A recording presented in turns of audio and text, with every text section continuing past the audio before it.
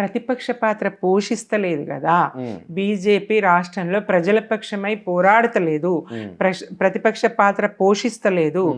BRS అధికారంలో ఉన్నప్పుడు వీళ్ళు ఎన్ని ధర్నాలు ఎన్ని కార్యక్రమాలు, బండి సంజయ్ గారు రోజొక్క పిలుపునిస్తారు.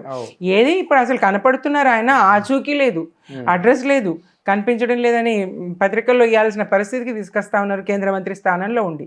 ఆయన ఒక్కరనే కాదు, యావత్తు బీజేపీ పార్టీ కూడా కాంగ్రెస్ ఏదంటే గది, రేవంత్ రెడ్డి గారు ఏదంటే గది, తాన అంటే తందాన, అట్లా తమను తాము తక్కువ చేసుకొని ఇంకా ఆయన కాపాడుతారు. 2 ఏళ్ళు కాపాడి ఇంకో 3 ఏళ్ళు కాపాడుతారు, కాపాడే ప్రయత్నమే చేస్తుండ్రు.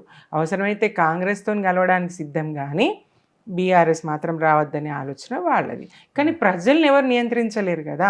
ప్రజలకు ఇష్టాయిష్టాలు ఉంటాయి, ప్రజలు మంచి చెడ్డ చూస్తారు, ఎవరి పాలన ఏంటో చూస్తారు. అన్ని సందర్భాల్లో పార్టీలనే మాటలనే నమ్మరు, ప్రజలకు జరిగిన పని కనబడుతుంది.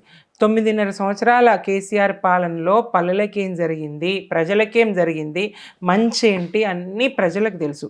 ఈ 2 సంవత్సరాల విఫల పాలనలో ఎంత నష్టపోతున్నామో, ఎంత విధ్వంసమో, ఎంత దుఃఖము, ఏ వర్గం మోసపోకుండా ఉన్నది, ఏ వర్గానికి అన్యాయం జరగకుండా ఉన్నది లేదు కదా.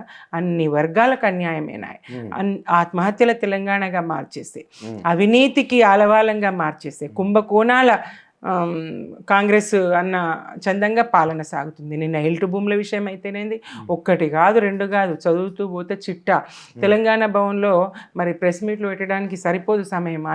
ఆ స్థాయిలో కుంభకోణాలు ఇవాళ బీఆర్ఎస్ మాత్రమే వెలుగుదీస్తుంది, బీజేపీ కాదు.